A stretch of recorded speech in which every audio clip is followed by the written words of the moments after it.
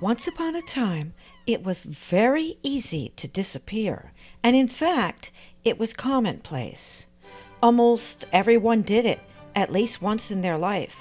I know I did more than once. This was in the pre-internet days, when it was much easier to do this kind of thing. One day we were there, one day we were not. Now you see me, now you don't. What I'm talking about was the ability to just pick up and leave a place, to never leave a phone number or a forwarding address, to leave no footprints, no trails, to just disappear. Many people did it for many reasons. Sometimes they were nefarious reasons. Sometimes someone was running from the law. But in my case, when I disappeared, I did it because I wanted to be a new me. Have you ever been tired of being you? Not the core of who you are, of course, but that outside veneer that everyone has become so used to and expects you to be. Oh, you might say, well, do what you want and don't worry about pleasing people or what they expect. Well, yeah, of course. But there's still this you there. And the web you're in gets stickier and stickier as the days go by. And people are always wagging their finger at you.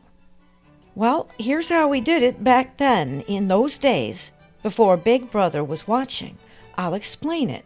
And then later in the video, we'll figure out how you might be able to do it today. Well, basically, to make a long story short, you got in your car and you just drove away. It sounds simple, doesn't it?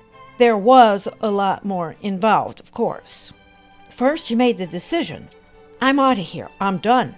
I am leaving this place. And sometimes that's hard to do if you have a lot of family or friend connections. But sometimes the need to grow outweighs the need to please others or gain their acceptance or be who they wanted you to be. Then you choose a place to go. Now remember, these were pre-internet days, so you couldn't just look a place up online. Your best bet in those days was the library if you wanted to know more about a new place to live. They also had all the phone books for the entire United States, so you could get some addresses and phone numbers and start making plans that way. It was slow going. Everything in those days was slow going, but I would love to be in those slow going days. The world was not at our fingertips back then, though. If you had an opportunity to visit a place that you wanted to live, you did so on a so-called vacation, plotting and planning the whole time you were there. Mum was the word, always. If you wanted to succeed at anything in life, you keep your trap shut. It's the same then as it is today. In this case, just one word to one person and all your plans at anonymity are gone. I don't care how much you trust someone. Therefore, you said nothing to anyone. Then you sold off whatever you could without drawing attention to yourself. If selling something would alert anyone of your intention, then, of course, you left it alone and didn't sell it.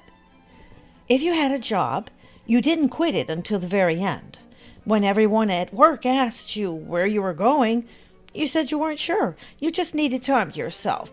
Or, as many people did, you simply didn't show up one day because you were already on the road to your new place. Your boss tried to call you to see why you hadn't come in, but you were already gone. You took any money you had and you put it in your pocket. You did not transfer from one bank to another because that would leave a trail. And there weren't as many banks back then anyway. And remember, there was no internet. There were also no ATMs. But everyone used cash only anyway, so it's not like you had to worry like you do today about leaving a paper trail. Then you canceled your phone, your landline that is, on the day of leaving. There were no cell phones back then, so this is a landline that was canceled. You did not leave the operator a forwarding number that she would kindly give to others when they attempted to call you. You also canceled your electric and gas or oil effective the same day of departure. You packed whatever you could into your car at night. If you were going via bus or train, bicycle or on foot, what you took would be dramatically less than what you could take in a car. And then you hightailed it out of there, and that was the end of that. There was no cell phone to bring with you. There was no GPS in your car, no OnStar tracking system. Highway tolls were all paid with cash only. There was no Easy Pass. And then you drove. You drove and you drove, and you found your new place. Then you hunted for a place to stay, if you hadn't already found one via telephone before, and you gave the landlord cash. There was no such thing in those days as background checks, security deposits, or credit scores. Most people didn't have a credit card anyway. They weren't very popular back then. You then searched for a job, anything that would hold you until you found what you really wanted. And basically, that was how you did it. In those days, sometimes people even changed their names. Social security numbers weren't immediately forced upon a newborn baby like they are today. Some people had them. Some people didn't. I didn't get my social security number until I was 11 years old. How I remember my parents fighting over it. Oh my God.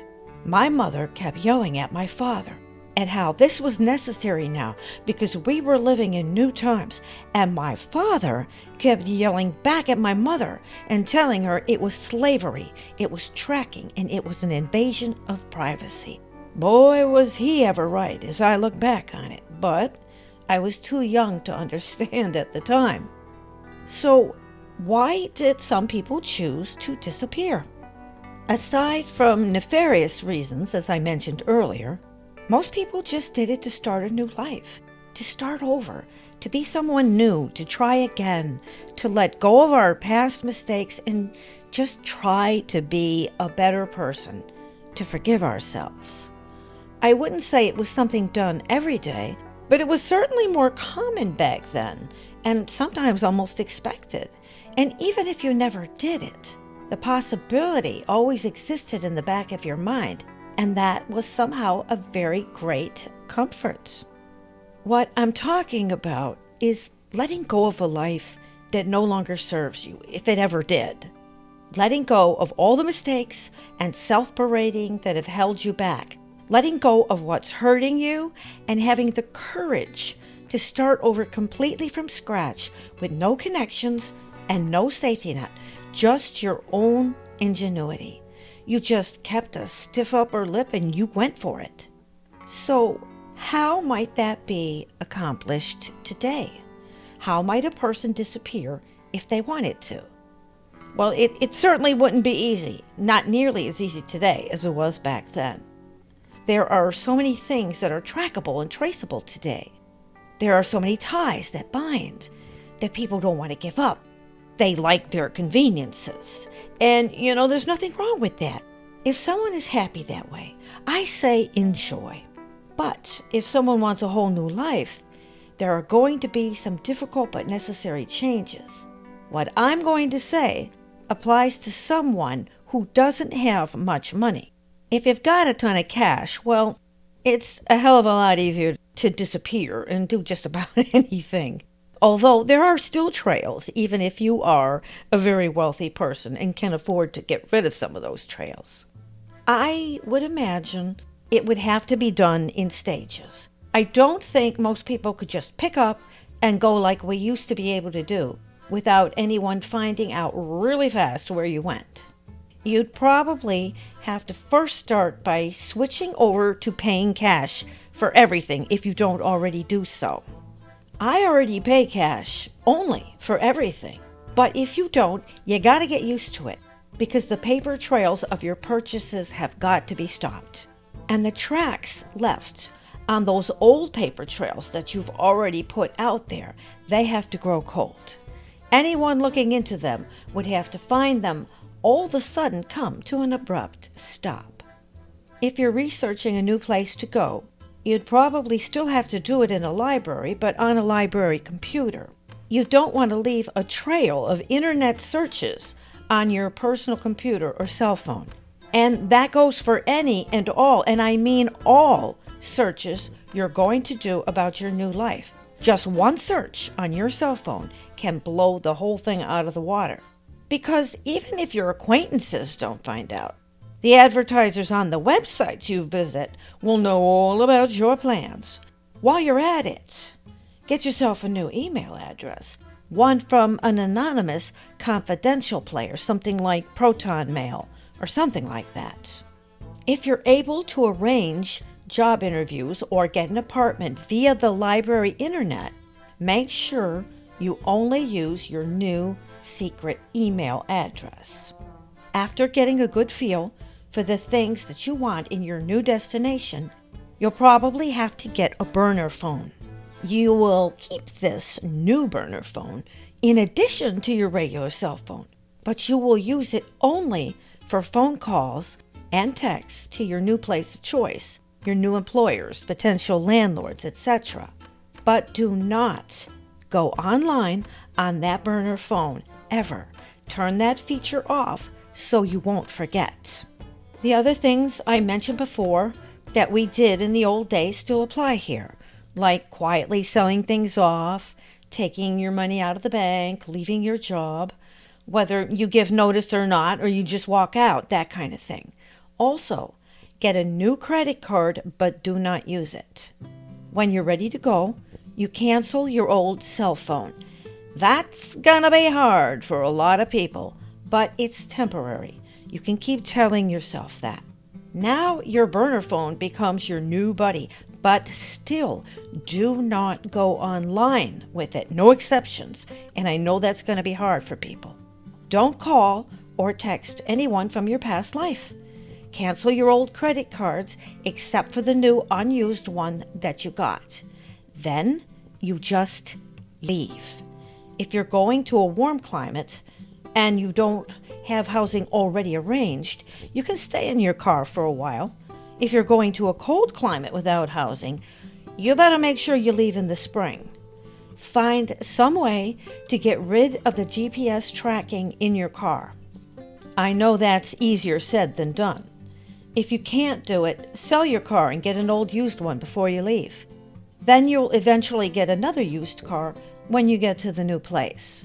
When you get a little settled, after a few days in the new place, get a new burner phone and cancel the old burner phone.